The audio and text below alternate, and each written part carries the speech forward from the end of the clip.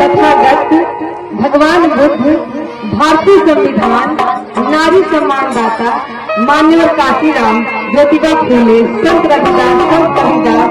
मन में आए तो सरगम गा दीजिए, मन में आए तो सरगम गा दीजिए, और दिल में आए तो खुशी आप लोग मुस्कुरा दीजिए। बहुत दूर से हम आए हैं ऑटो से, बहुत दूर से हम आए हैं ऑटो से, आप लोग यहाँ पर बैठे कर प्यार से तालियां अपने लिए बजा दीजिए।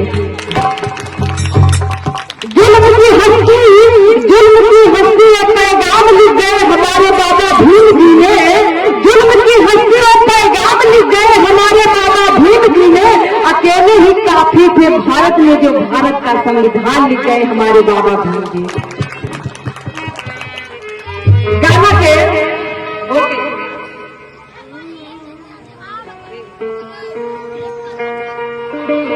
बिनती नमन करना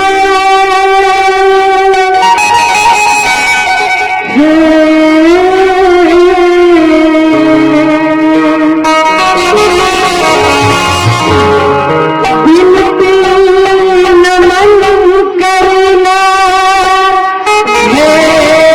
बाबा भीम तुम्हारे चरनिया में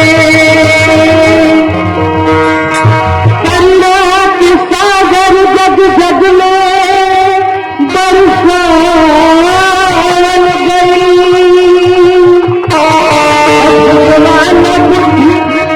करुणा के सागर पंचशील नहान गई।